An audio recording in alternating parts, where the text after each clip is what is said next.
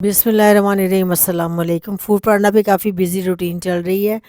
तो मैंने काफ़ी डिशेस लगाई हुई हैं, काफ़ी आइटम्स हैं जो कि मुझे पहले आइडिया नहीं था कि मैं ज़्यादा आइटम्स लगा सकती। मैं तो सोच रही थी पहले जब मैंने स्टार्ट किया था ना, तो 20 आइटम्स कम से कम आपने बताने होते हैं कि हम ये कर सकते हैं। तो मैं तो बल्कि ये सोच रही थी कि मैं 20 आइटम्स भी कैसे तैयार कर पाऊँगी। लेकिन जैसे जैसे मैंने काम करना शुरू किया तो मुझे आइडिया हुआ कि हम एक ही चीज़ से कई चीज़ें भी बना सकते हैं। तो फिर मैं ऐसा-ऐसा करती गई, तो अब ऑलमोस्ट मेरे अगर आप इसको काउंट करूँ ना मैं, तो मेरे मेन्यू में ना तकरीबन 70 आइटम्स तो हैं, 70 आइटम्स। उसकी जो है ना फूड की थोड़ी-सी प्रिपरेशन पहले से करके रखनी होती है, जैसे कि हम मसाला पहले से बना के रख लेते हैं, मटर जैसे हैं वो पहले से निकाल के रखे हों, फ्रीज़ कर लेते हैं, आलू हम ताज़े उसी वक़्त काटते हैं। इसी तरह जो जो भी क्योंकि जितना टाइम मिलता है हमें बनाने के लिए उसमें ये चीज़ें हो जाती हैं। तो ऑर्डर आया हुआ था आलू मटर राइस का, मैंने आलू मटर वाले राइस लगाए हुए हैं, तो उसका काफ़ी लोग शौक से खा रहे हैं इसको और ऑर्डर्स करवा रहे हैं। तो इसी तरह मैं मेन्यू में ना मुख्तलिफ डिशेज़ जो है ना वो ऐड करती रहती हूँ कि हर एक का टेस्ट अलग-अलग होता है। कोई किसी चीज़ को पसंद करता है, कोई किसी चीज़ को। कुछ लोग वेजिटेबल्स को पसंद करते हैं, कुछ लोग जो है ना वो मीट वगैरह की चीज़ें पसंद करते हैं, कुछ चिकन की चीज़ें पसंद करते हैं। तो कुछ होम शेफ़ होते हैं जो कि ऐसे करते हैं कि किसी दिन उन्होंने वेजिटेबल लगा ली, किसी दिन उन्होंने कोई मीट की चीज़ लगा ली और किसी दिन ये दालें वगैरह लगा ली। लेकिन मैंने ना पता नहीं मैंने गलत किया या सही किया, लेकिन मैंने क्या किया कि एक ही दफ़ा सारी चीज़ें ना मैंने ऐड कर दी अपने मेन्यू में। तो थोड़ी-सी मुश्किल होती है जब ज़्यादा ऑर्डर्स एक साथ आ जाते हैं। अगर 3-4 ऑर्डर्स एक साथ आ जाएँ और हर ऑर्डर में किसी में 5 आइटम्स हो, किसी में 7 आइटम्स हों, किसी में 6 आइटम्स हो या फिर 9 आइटम्स हो, तो फिर एकदम बहुत ज़्यादा ना हो जाता है मुश्किल इसको हैंडल करना। लेकिन उसके बावजूद जो है ना मैंने अपनी स्ट्रगल जारी रखी हुई है, तो मैं कर तो लेती हूँ, बाज़ औक़ात मैं लेट भी हो जाती हूँ। जब ज़्यादा एक साथ ऑर्डर्स आ जाए ना तो मैं कभी लेट हो जाती हूँ। लेकिन कोशिश पूरी करती हूँ कि सबसे पहले असल में करना ये होता है कि जो सबसे देर से होने वाली चीज़ है उसको सबसे पहले करना शुरू। जैसे मटर थोड़ी देर से गलते हैं, मैंने तो ये अंदाज़ा लगाया कि मटर आलू से भी ज़्यादा देर से गलते हैं। तो मैं मटर काफ़ी सबसे पहले मैं मटर ऊपर रख देती हूँ ताकि वो गलते रहें। तो उसके बाद ये जैसे कि आलू पराठे का ऑर्डर था, साथ साथ चाय का भी था, तो वो मैं साथ साथ तैयार फिर करती रहती हूँ। तो आलू पराठा मैं तैयार कर रही हूँ, साथ जितने भी आलू पराठे के या कीमा पराठा का या फिर मैंने मूली का पराठा लगाया हुआ है और आलू मूली का पराठा। आलू मूली का पराठा मैंने लगाया जो कि यहाँ पर और किसी ने भी नहीं लगाया हुआ था। तो वो बहुत ही मज़े का होता है, को बहुत कम लोग जानते हैं कि आलू के साथ मूली मिला के जब पराठा बनाते हैं ना उसका बहुत ही मज़े का टेस्ट आता है। तो वो मेरा काफ़ी हिट गया था, तो काफ़ी लोग उसका ऑर्डर कर रहे थे, लोगों ने पसंद भी किया था। इसी तरह वेरिएशन देते रहना चाहिए। वो देखें ना पराठा है वो बनना तो है ही है। तो पराठा अगर हम राउंड पराठा जो है ना वो अगर आप अपने मेन्यू में ऐड करते हैं प्लेन पराठा, तो उसके साथ ट्रायंगल पराठा हो गया, स्क्वायर पराठा हो गया, तो इस तरह करके ना वेरिएशन आ जाती है।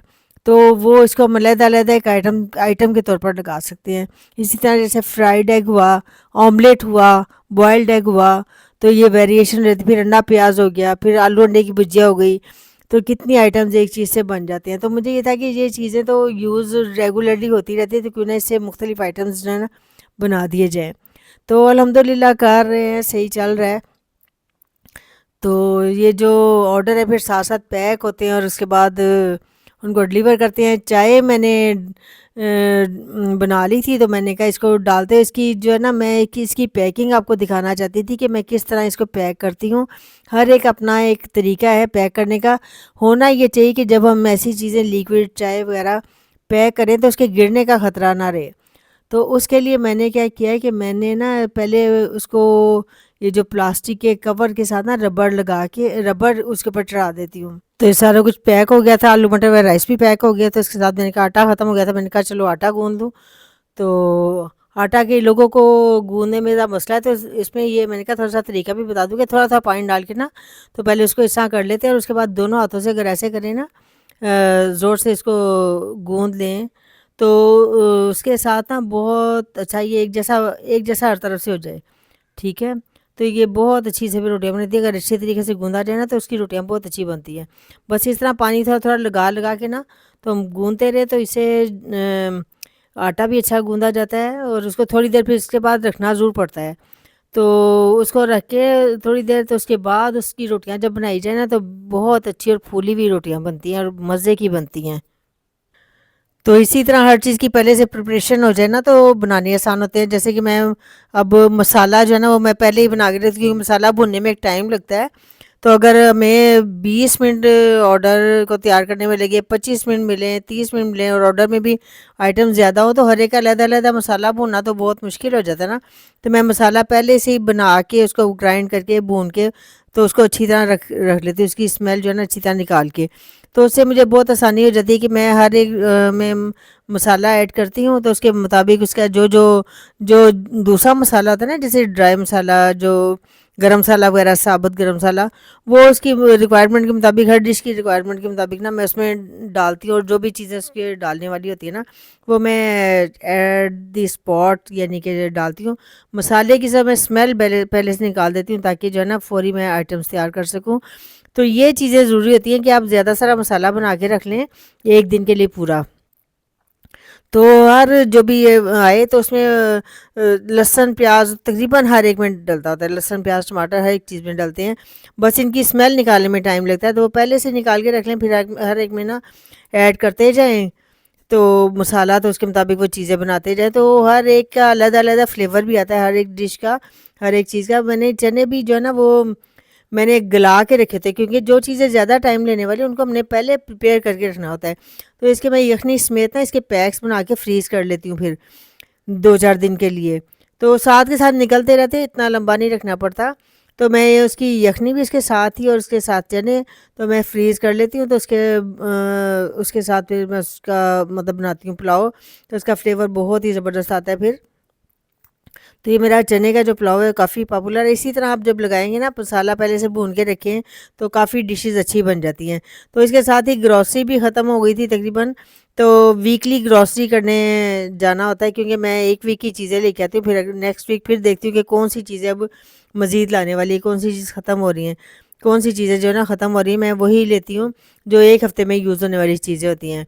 तो ये रेनबो पे आए थे, रेनबो पे भी अच्छी अच्छी चीज़ें हैं, और मार्केट से थोड़ा-सा कम रेट भी होता है बाज़ औक़ात। तो ये जो है ना, मैं फिर रेनबो पे चली जाती हूँ, ख़ास तौर पे उस वक़्त जिस वक़्त ताज़ा फ्रेश जो है ना वेजिटेबल फ्रूट आते हैं, तो वो उस टाइम पे ना लेने का बहुत अच्छा फ़ायदा रहता है।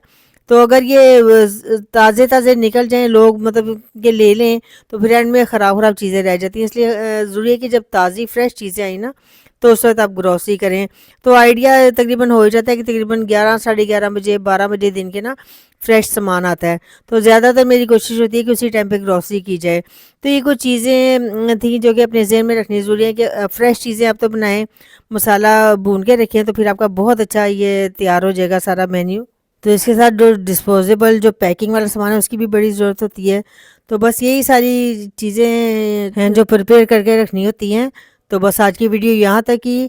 तो अगर इसमें इंफॉर्मेशन देने की कोशिश की, अगर आपको अच्छी लगे तो लाइक करें, कमेंट करें, और चैनल को सब्सक्राइब करें। और इसके साथ ही मुझे अगली वीडियो तक के लिए इजाज़त दें। अल्लाह हाफिज़। अपना बहुत ख्याल रखिएगा। अल्लाह हाफिज़।